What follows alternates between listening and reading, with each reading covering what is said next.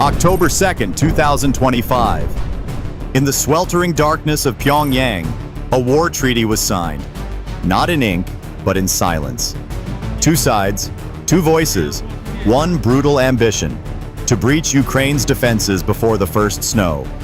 Behind flashing green lights, North Korea announced it would deploy 15,000 elite troops to the Russian front. In return, Moscow promised to provide weapons, radar, and Class A strategic support in terms of logistics and supplies.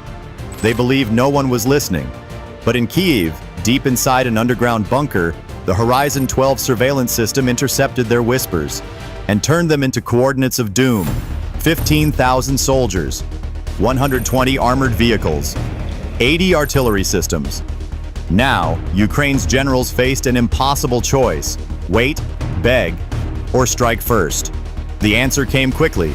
220 drones built from plywood, fiberglass, and salvaged electronics, backed by 15 R-360 Neptune missiles.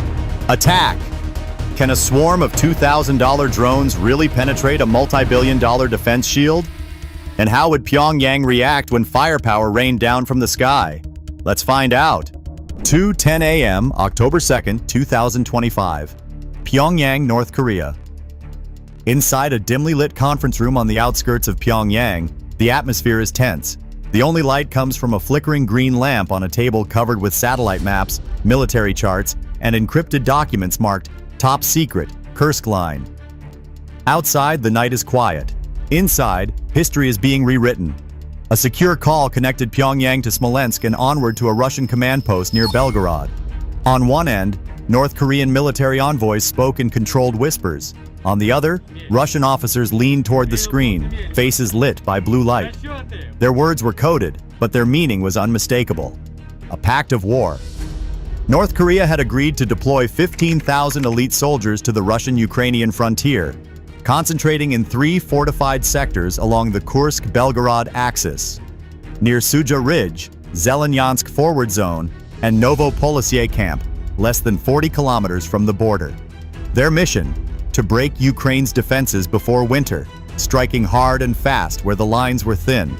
In return, Russia would provide what Pyongyang lacked: logistical corridors, precision munitions, and grade-A strategic weapons. No signatures were needed.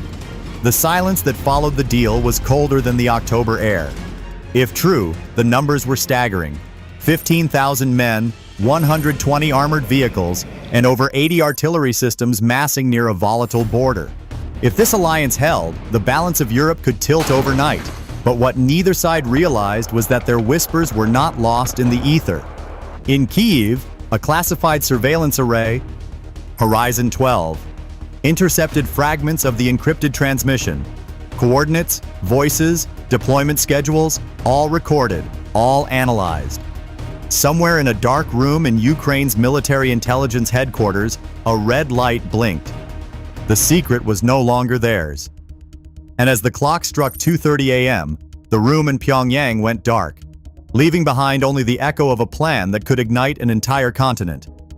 What will Ukraine do with this secret pact between Moscow and Pyongyang? 03:26 a.m., October 3rd, 2025, Kharkiv region, Ukraine. The control room at the Ukrainian Military Intelligence Center was filled with panic. Walls of monitors cast a blue glow over faces that hadn't slept in days. A recording, sharp, grainy, but unmistakable, filled the air. Voices in Russian and Korean, timestamps, and a string of coordinates scrolling across the main screen. The intercepted file was tagged Horizon 12, Intercept number 47. Anyone who thought this was a small victory was wrong. The file was like an earthquake on a USB drive. Analysts rattled off numbers as if reading a death roll. 15,000 foreign troops massing along the Kursk-Belgorod frontier, 3 forward bases identified within tens of kilometers of the Ukrainian border, an estimated 120 armored vehicles, and 80 artillery systems staged for deployment, fuel and ammunition convoys, enough to sustain a campaign for months. Each figure fell into the silence like a stone. The Emergency Council met for less than 15 minutes. The generals presented 3 clear options: wait and observe, escalate the matter through diplomatic channels and international courts, or strike immediately, decisively, to prevent the border from becoming a united front. The discussion was lively but tense. Waiting risked getting bogged down. Diplomacy risked delay and obfuscation. Action risked escalation. The situation was not transparent. Civilian lives were at stake, and the Council understood that words from Kyiv or Brussels could come too late as the armored columns drew closer. At 4 a.m., President Zelensky's Defense Council issued a call that would shape the next century of war: strike first. Ukrainian engineers were mobilized under Project Ghost Wings. In 24 sleepless hours, 220 homemade UAVs were assembled from salvaged electronics and 3D printed fuselages, each costing less than $2,000. 70 were equipped with electromagnetic jamming pods to blind radar. 150 were suicide drones armed with 20-kilogram concrete-piercing warheads. Supporting them, 15 modified R-360 Neptune cruise missiles, each carrying a 300-kilogram explosive core. The plan was audacious. First, jammers would create a storm of electronic chaos across the Kursk-Belgorod forward belt border. Then, kamikaze drones would rain down on North Korean barracks. Finally, Neptunes would strike like thunder, finishing what the swarm had started. By 4:45 p.m., the countdown was set. Ukraine would not wait for the invasion. For the first time since the war began, Kyiv will write the next chapter in the enemy's tactical playbook, and it will be written in fire. Would Ukraine's swarm of homemade drones rewrite the rules of war, or be crushed beneath 15,000 North Korean boots? 5:10 a.m., October 4th, 2025. The skies over Novopolsky, a forward encampment on the Kursk-Belgorod belt, less than 40 kilometers from the Ukrainian line, were unnaturally quiet, the false calm that always precedes disaster. From the eastern treetops, 70 Ukrainian jamming drones rose like silent predators, hovering just 60 meters above the ground, weaving through the fog and darkness. Their mission: to blind the battlefield. Each UAV carried a homemade electromagnetic warhead made from microwave transceivers, industrial capacitors, and reconfigured signal amplifiers. Crude, cheap, deadly. At 5:13 a.m., the first wave arrived. In a matter of seconds, the entire electromagnetic spectrum collapsed.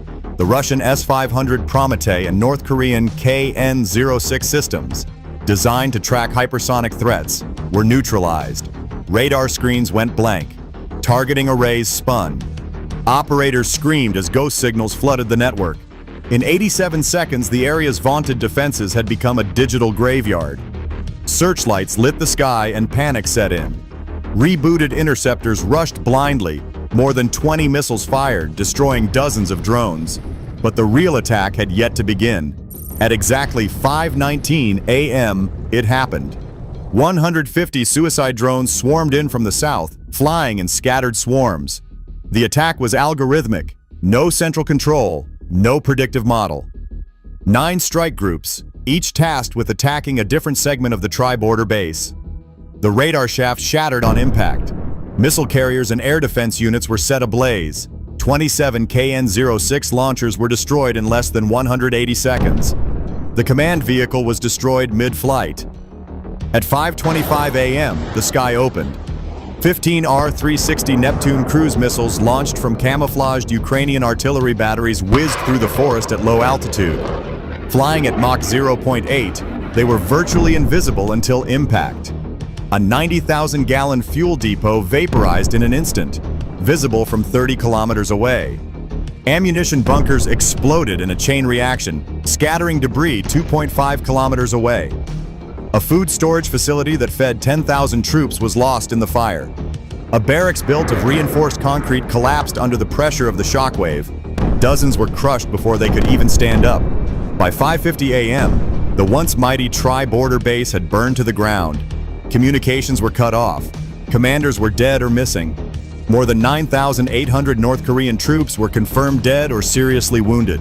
1,200 Russian advisors were missing. At least $1.2 billion in equipment, tanks, launchers, radars, and fuel had been reduced to scrap metal. As dawn broke, columns of smoke rose like tombstones across the border.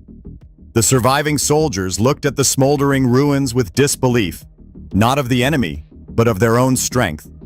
The silence that followed was heavier than the explosions, and in Kiev, when the first reports came in, the operation was codenamed Horizon 12.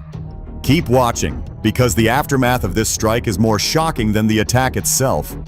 7 a.m. News of the disaster reached Moscow before the smoke cleared. Satellite imagery from Smolensk showed 3 forward bases: Suja Ridge, Zelenyansk Forward Zone, and Novo-Polesye Camp, reduced to craters and ash. Inside Russia's Ministry of Defense, silence reigned.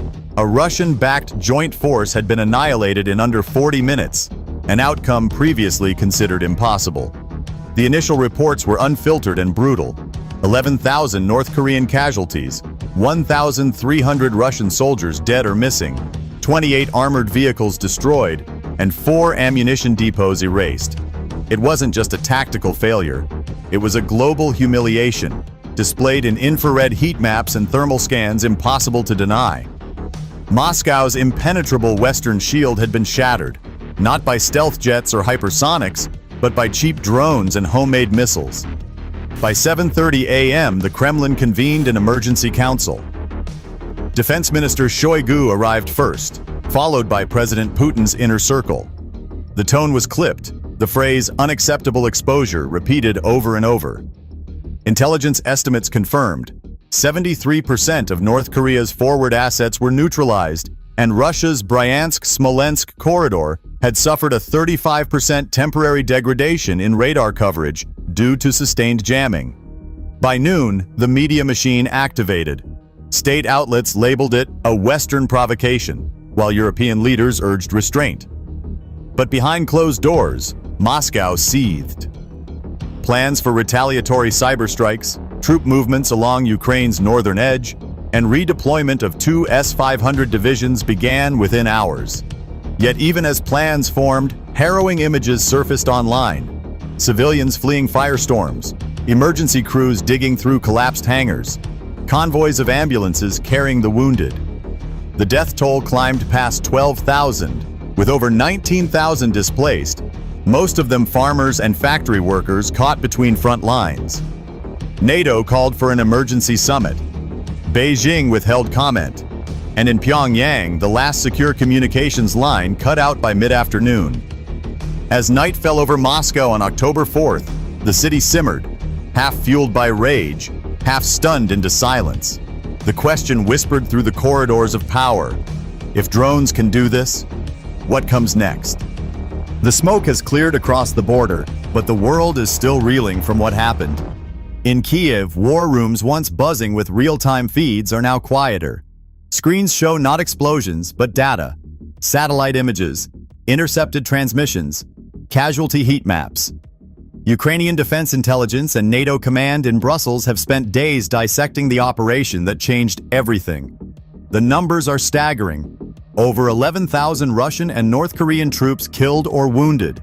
More than $1.2 billion in equipment destroyed. 3 fortified bases reduced to rubble, all in less than 40 minutes. This wasn't just a military strike, it was a strategic earthquake. For the first time in military history, a hybrid drone swarm, costing less than $3,000 per unit, breached and neutralized 2 of the world's most advanced air defense systems, Russia's S-500 and North Korea's KN-06. Precision and unpredictability had trumped size and might. A NATO analyst in Brussels said it best: